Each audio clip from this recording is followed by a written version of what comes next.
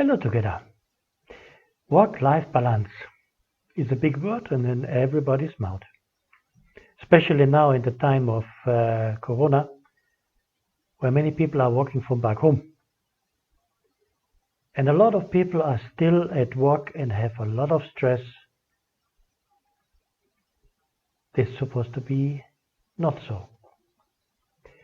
Long time ago, the boundaries between work and home were fairly clear. Today, however, is likely to invade your personal life. So this means maintaining a work-life balance is not a simple task. And before we go now from the home office back to work, we should prepare ourselves a little bit. Especially because this might be especially if you're working long hours. The technology has enabled the connections allow your work to reach you back home.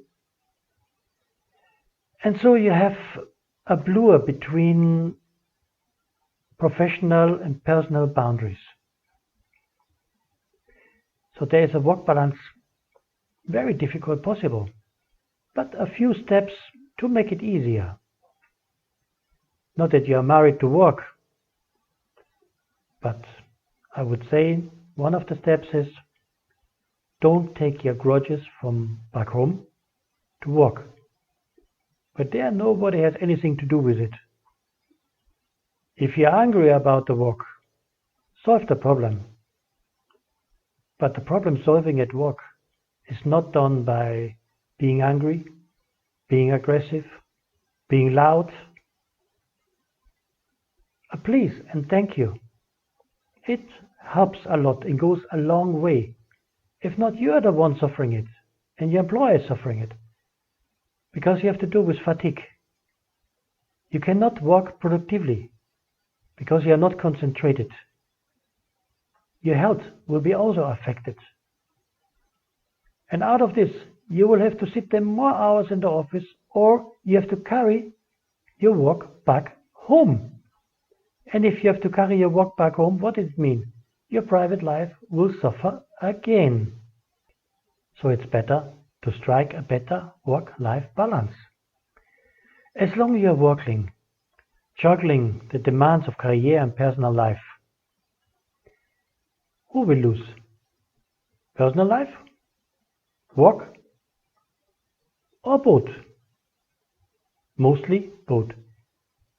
Because at work, you're angry, you carry your problems back home. At home, you're angry, you carry your problems to work. And at work and at home, you meet people who have nothing to do with it, with your grudges. But you include them with your mood. And this means you spoil the one and you spoil the other side. So it's better you set your limits. This means time limits. Stop your work. Don't carry it back home.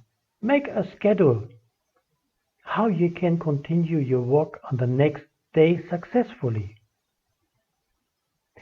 You have to learn to say no. I know that technology is there. People can reach you at home for any time. But this means you have never left work. You are not in a condition to relax back home. The first you should do when you arrive back home, change your dress. Get out of the work dress. And this is already the first step to say, yeah, I'm back home. Now you have the possibility to cook something for yourself if you love cooking. Take a drink in front of the television. Make yoga or do anything you want. Don't let it disturb you. Because if permanently the people disturbing you back home and you allow it to intrude,